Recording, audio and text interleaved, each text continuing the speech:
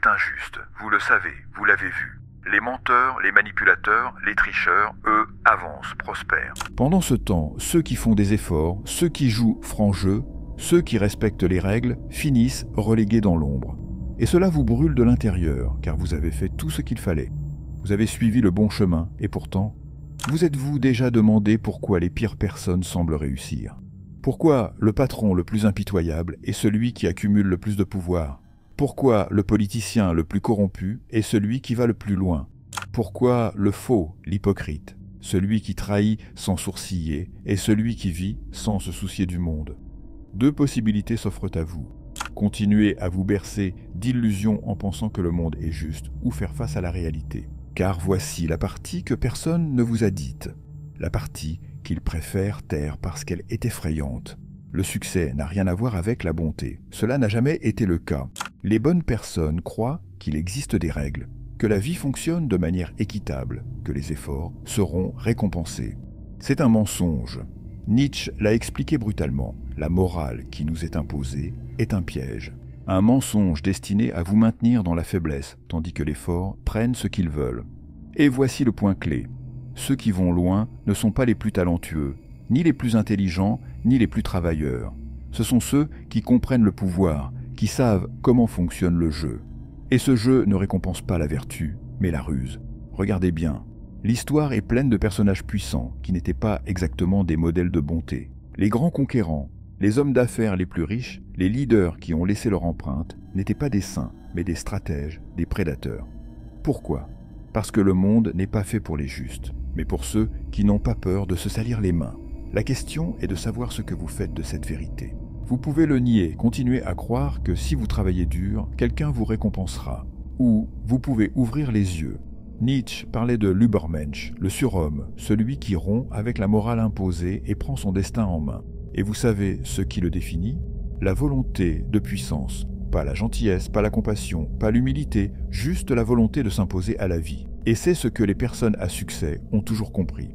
Ils ne demandent pas la permission, ils n'attendent pas l'approbation, ils ne cherchent pas la justice, ils prennent simplement ce qu'ils veulent. Mais voici ce qui est intéressant. Cela ne signifie pas qu'il faille devenir un méchant. Il ne s'agit pas d'être cruel par plaisir ou de faire du mal pour s'amuser.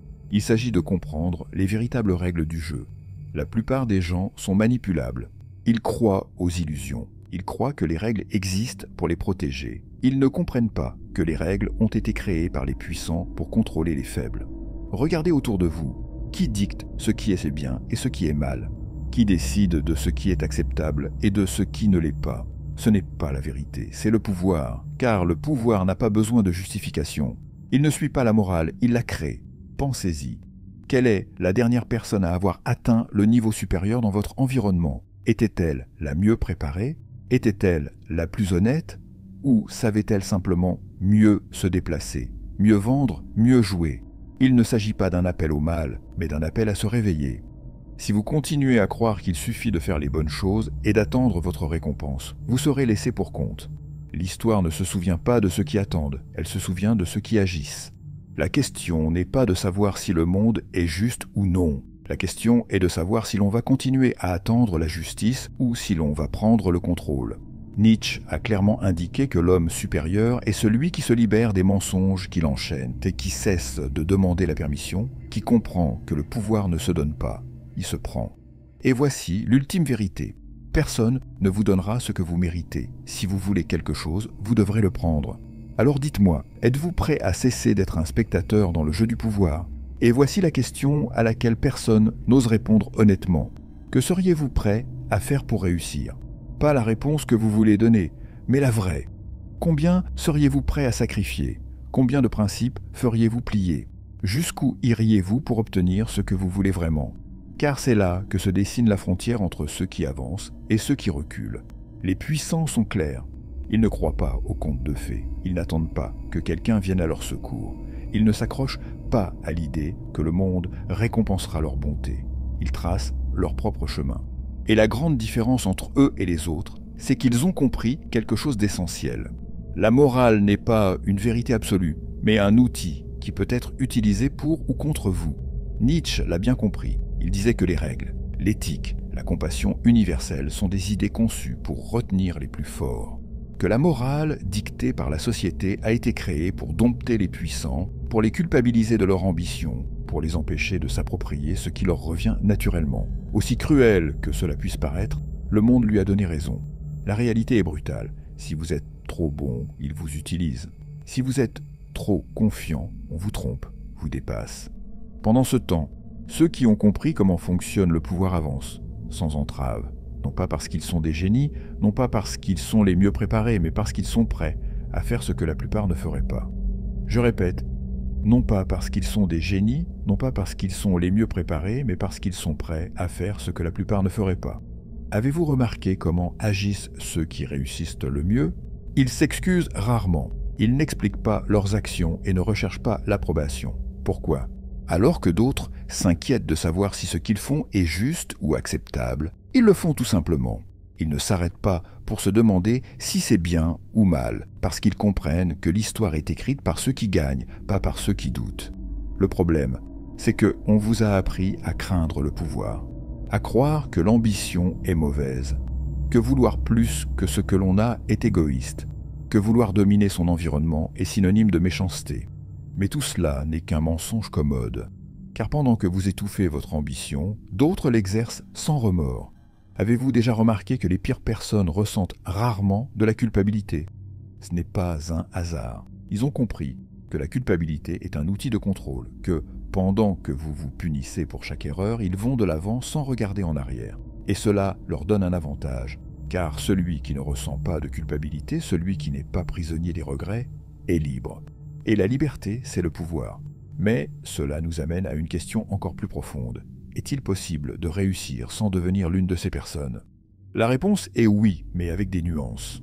Oui, mais à condition de cesser d'être une proie, de cesser d'attendre la justice, de cesser de compter sur la validation des autres, de cesser d'agir comme si le monde avait une dette envers vous. Car ce n'est pas le cas.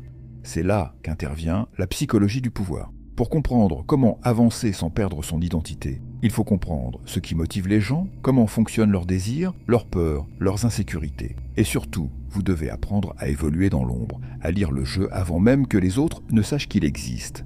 Observez les personnes qui réussissent le mieux. Sont-elles les plus visibles? Nombreux sont ceux qui le sont, ceux qui sont vraiment puissants. Pas ceux qui crient leur grandeur, mais ceux qui savent agir en silence. Ceux qui peuvent influencer sans s'exposer. Ceux qui ont des réseaux, des alliances, des plans que d'autres ne soupçonnent même pas. Et c'est là que réside la clé.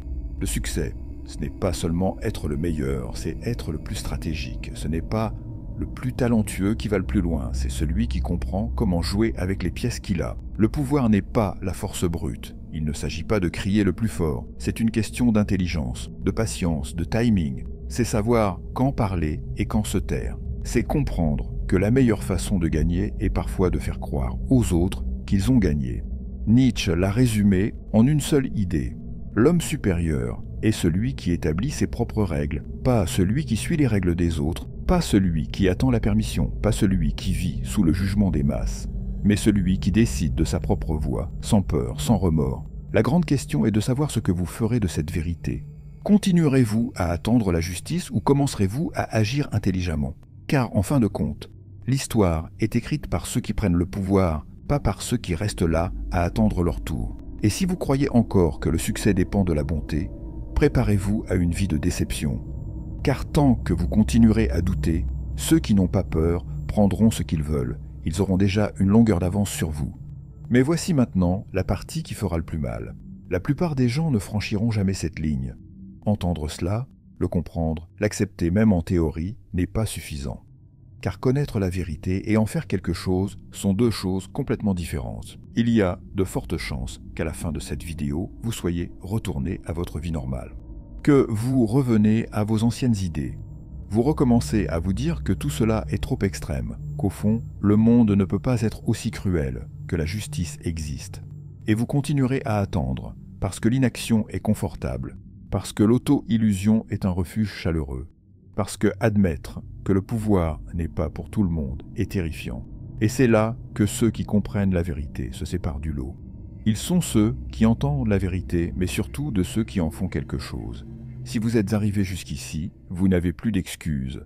Vous ne pouvez plus dire que personne ne vous a dit la vérité. Vous ne pouvez plus blâmer le système, la société, la malchance. Vous savez maintenant que le monde fonctionne selon des règles que vous n'avez pas apprises à l'école, et si vous continuez à les ignorer, vous resterez un pion sur l'échiquier de quelqu'un d'autre.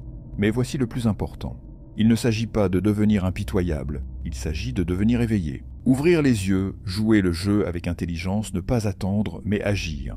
Ne pas être celui qui demande, mais celui qui prend.